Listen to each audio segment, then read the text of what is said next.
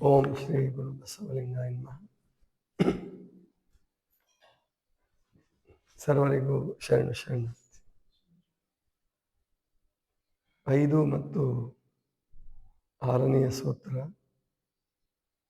ತಜ್ಜಾತ ಪ್ರಜ್ಞಾಲೋಕ. 5ನೇ ಸೂತ್ರ ಅಂದರೆ ಈ ಸಂಯಮದಿಂದ, ಧಾರಣ, ಧ್ಯಾನ, ಸಮಾಧಿಯಿಂದ ಪ್ರಜ್ಞಾಲೋಕವು ಉತ್ಪತ್ತಿಯಾಗುತ್ತದೆ. ಪ್ರಜ್ಞಾಲೋಕವು ಜಾಗೃತವಾಗುತ್ತದೆ. ಸಾಮಾನ್ಯವಾಗಿ ಎಲ್ಲರೂ ತಿಳ್ಕೊಂಡಿರೋದು ಏನು ಅಂದರೆ, ಸಮಾಧಿ ಅಂತಂದರೆ ಏನು ಅರಿಯಂಗಿಲ್ಲ, ಏನು ತಿಳಿಯಂಗಿಲ್ಲ, ಸುಮ್ಮನೆ ಎಲ್ಲವೂ ಶೂನ್ಯವಾಗಿ, ಅಲ್ಲಿ ಹೇಳ್ಬಿಟ್ಟಿದಾರಲ್ಲ, ಶೂನ್ಯ ಏವ ನಿರ್ಭಾಸಂ, ಶೂನ್ಯ ಸ್ವರೂಪ ಎಲ್ಲ ಶೂನ್ಯ ಆಗಿಬಿಡುತ್ತೆ. ಹೌದು, ಬಹಿರಂಗದ ಗದ್ದಲಗಳು ನಿಲ್ತವೆ, ಆನಂದದ ಪರಾಕಾಷ್ಠತೆಯನ್ನು ಮುಟ್ತಾನ. ಅಷ್ಟೇ ಅಲ್ಲ, ಪ್ರಜ್ಞಾಲೋಕದ ಅನುಭವ ಉಂಟಾಗುತ್ತೆ. ತಜ್ಜಾತಃ ಪ್ರಜ್ಞಾಲೋಕ, ಅದರಿಂದ ಪ್ರಜ್ಞಾಲೋಕವು ಉಂಟಾಗುತ್ತದೆ. ಪ್ರಜ್ಞಾಲೋಕವನ್ನು ಪ್ರವೇಶಿಸುತ್ತಾನೆ. ಅಂದರೆ ನಮ್ಮ ಹೊರಗಿನ ಪ್ರಪಂಚ ಏನಿದೆಯೋ ಇದಕ್ಕಿಂತಲೂ ಸೂಕ್ಷ್ಮ ಪ್ರಪಂಚ ಏನಿದೆ, ನಮ್ಮ ಅಂತರಂಗದ ಪ್ರಪಂಚ, ಅದು ಶುದ್ಧವಾದ ಮೇಲೆ, ಅಂದರೆ ಏನು ವೃತ್ತಿಗಳೆಲ್ಲ ಅಕ್ಲಿಷ್ಟಕರವಾಗಿ, ಮನಸ್ಸು ಏಕಾಗ್ರವಾಗಿ ಮತ್ತು ಸಮಾಧಿ ಸ್ಥಿತಿಯನ್ನು ಗಳಿಸಿದಾಗ ಅದು ಪರಮಾನಂದದ ಪ್ರಾಪ್ತಿ. ಆ ಪ್ರಜ್ಞಾಲೋಕ ಅತ್ಯಂತ ಆನಂದಮಯ ಮತ್ತು ನವನವ ಸೃಷ್ಟಿ. ಅಲ್ಲಿ ಒಬ್ಬ ಕವಿ ಅಥವಾ ಒಬ್ಬ ಸಾಹಿತಿ ಯಾವುದೇ ಚಟಗಳಿಲ್ಲದೆ ಅವನು ಈ ಪ್ರಜ್ಞಾಲೋಕವನ್ನು ಪ್ರವೇಶಿಸೋದು ಕಲ್ತ್ಕೊಂಡ್ರೆ ಅದು ಕೂಡ ಒಂದು ಸಮಾಧಿ ಸ್ಥಿತಿನೇ. ಅದಕ್ಕೆ ಸಂಪ್ರಜ್ಞಾತ ಸಮಾಧಿ ಅಂತ ಕರೆದಿದ್ದಾರೆ.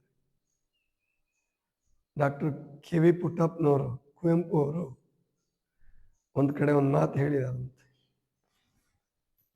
ಹೊಟ್ಟೆಗೆ ಇಷ್ಟು ಹಿಟ್ಟು ಕೊಡಿ, ನನ್ನ ಪಾಡಿಗೆ ನನ್ನ ಬಿಟ್ಟು ಬಿಡಿ. ಅದು ಬರೆಯೋದಕ್ಕೋಸ್ಕರವಾಗಿ, ಕವಿತೆಗಳನ್ನು ಬರೆಯೋದಕ್ಕೆ, ಕಾದಂಬರಿಗಳನ್ನು ಬರೆಯೋದಕ್ಕೆ ಅವರು ಒಂದು ಜಾಗ ಮಾಡ್ಕೊಂಡಿದ್ರು. ಅಲ್ಲಿ ಅಂದರೆ ಕುಪ್ಪಳ್ಳಿ ಹತ್ರ, ಅವ್ರ ಮನೆ ಹತ್ರನೇ ಕವಿಶೈಲ ಅಂತ ಹೆಸರಿಟ್ಟಿದ್ದಾರೆ. ಅಲ್ಲಿ ಹೋಗಿ ಕೂತ್ಕೊಳ್ತಿದ್ರಂತೆ. ಅಲ್ಲಿ ಹೋಗಿ ಕೂತ್ರೆ ಅವರಿಗೆ ಸಮಾಧಿ ಸ್ಥಿತಿ ಪ್ರವೇಶ ಆದ ಹಾಗೆ, ಪ್ರಜ್ಞಾಲೋಕ ಪ್ರವೇಶ ಆದ ಹಾಗೆ. ಬರಿತಿದ್ರು, ಅದ್ಭುತವಾಗಿ ಬರಿತಿದ್ರು.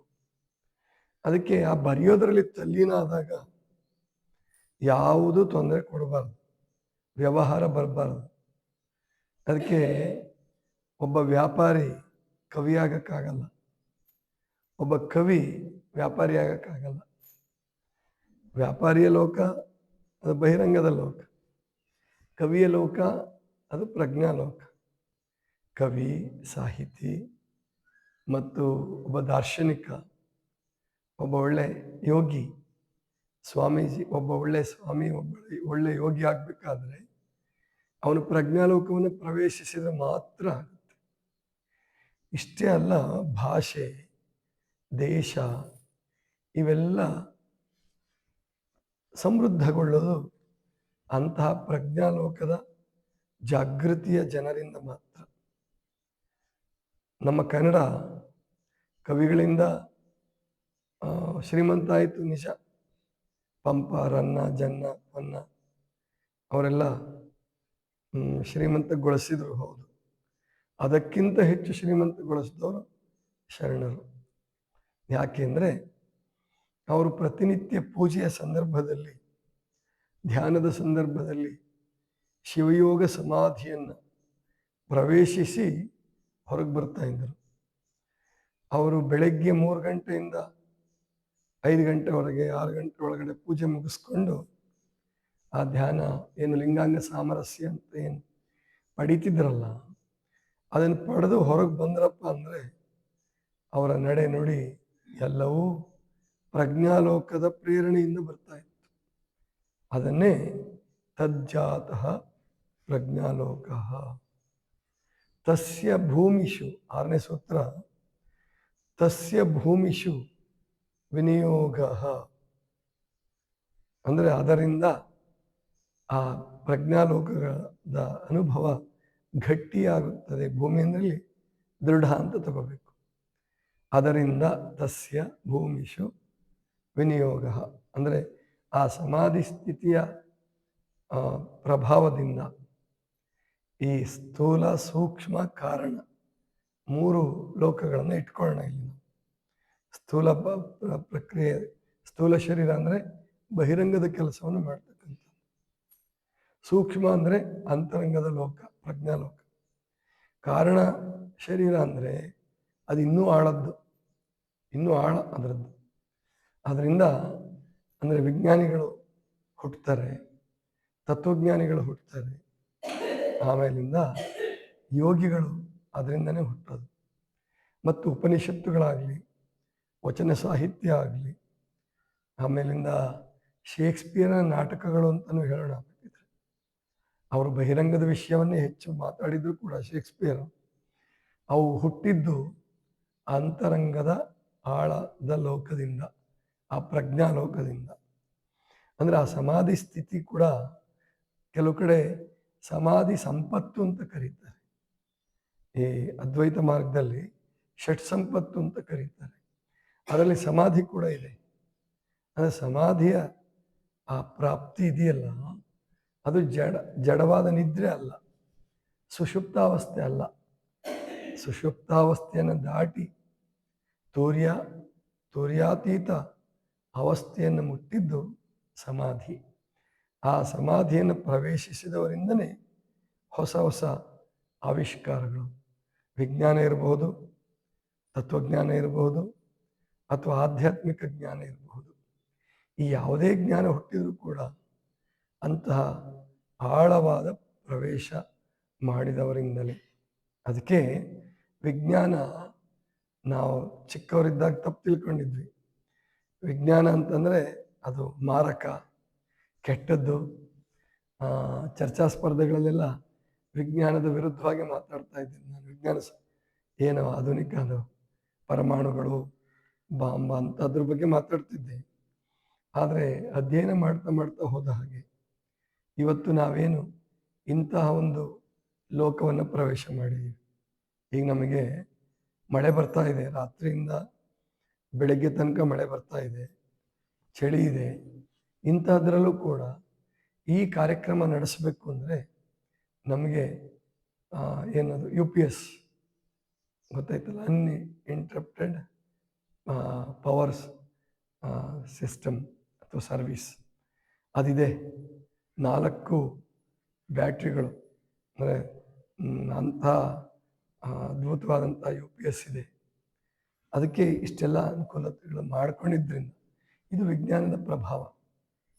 ಆ ವಿಜ್ಞಾನಿ ಥಾಮಸ್ ಆಲ್ವಾ ಎಡಿಸನ್, ಆಮೇಲಿಂದ ಏನು ಮೈಕೆಲ್ ಫ್ಯಾರಡೆ, ಮಾರ್ಕೋನಿ, ಇವರೆಲ್ಲ ಹೊಸ ಹೊಸ ಸಂಶೋಧನೆಗಳನ್ನು ಮಾಡಿದ್ರು.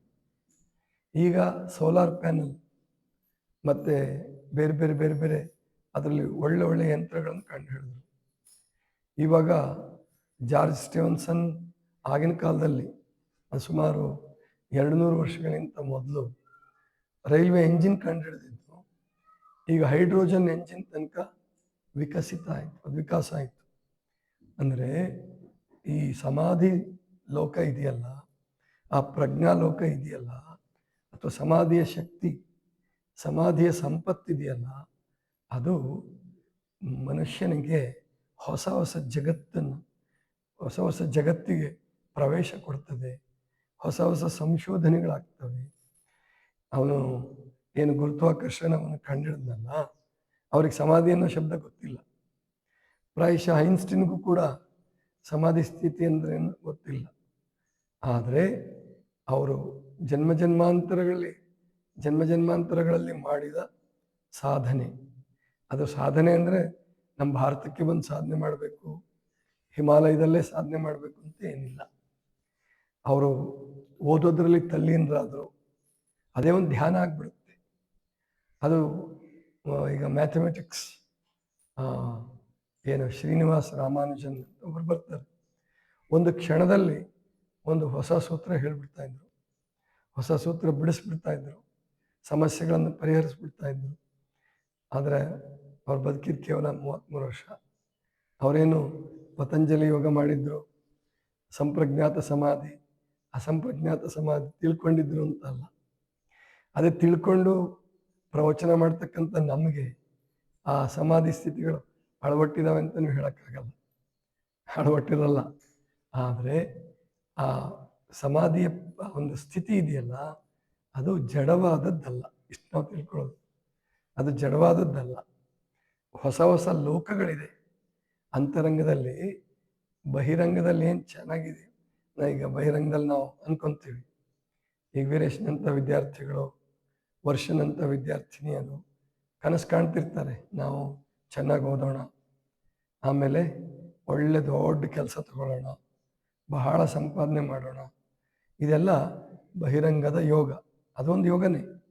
ಆದರೆ ಬಹಿರಂಗದ ಯೋಗ ಅಲ್ಲಿ ಏನು ನಿಮಗೆ ಸಂಪತ್ತು ಪ್ರಾಪ್ತಿ ಆಗುತ್ತೋ, ಸುಖ ಪ್ರಾಪ್ತಿ ಆಗುತ್ತೋ, ಜೀವನದ ಲಭ್ಯತೆಗಳು ಅಂದರೆ ಸಂಸಾರ, ಮನೆ ಎಲ್ಲವೂ ಪ್ರಾಪ್ತಿ ಆಗ್ತಾವೋ, ಅದರ 10 ಪಟ್ಟು 100 ಪಟ್ಟು ಸಂತೋಷ, ಆನಂದ ಒಳಗಡೆ ಇದೆ.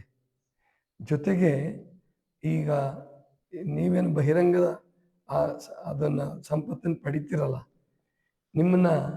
ನಿಮ್ಮ ಮಕ್ಕಳು, ನಿಮ್ಮ ಮೊಮ್ಮಕ್ಕಳು ಅಷ್ಟೇ ನೆನೆಸ್ಬೋದು. ಮೊಮ್ಮಕ್ಕಳು ನೆನೆಸಲ್ಲ, ಮಕ್ಕಳಷ್ಟೇ ನೆನೆಸ್ಬೋದು, ನೀವು ಕೊಟ್ಟಿರ್ತೀರಿ ಅವ್ರಿಗೆ.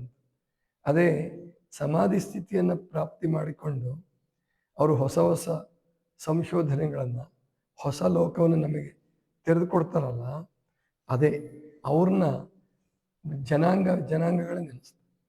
ವರ್ಷಾನುಗಟ್ಟಲೆ ಸಾವಿರಾರು ವರ್ಷ ಅವ್ರಿಗೆ ಹೆಸರಿರ್ತದೆ.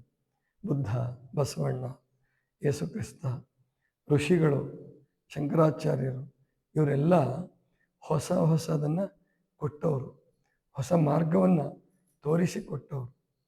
ವಿಜ್ಞಾನಿಗಳು ಅಷ್ಟೇ.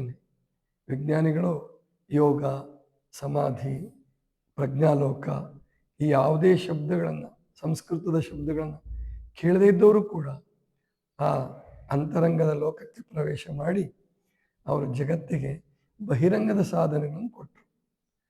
ಆ ಬಹಿರಂಗ ಸಾಧನೆಗಳನ್ನು ದುರ್ಬಳಕೆ ಮಾಡ್ಕೊಳ್ತಿರೋದು ನಮ್ಮ ತಪ್ಪಷ್ಟೇ. ಆದರೆ ಅದನ್ನು ಸರಿಯಾಗಿ ಬಳಕೆ ಮಾಡಿಕೊಂಡಿದ್ದೆ ಆದರೆ ಅದು ಕೂಡ ಈ ಜಗತ್ತನ್ನು ಸುಂದರಗೊಳಿಸೋದಕ್ಕೆ, ಶಾಂತಗೊಳಿಸೋದಕ್ಕೆ, ಸುರಕ್ಷಿತಗೊಳಿಸೋದಕ್ಕೆ ಅದು ಸಾಧನವಾಗುತ್ತೆ. ಅದೇ ಭೂಮಿಷು, ಅದೇ ದೃಢವಾದ ಒಂದು ಶಕ್ತಿ.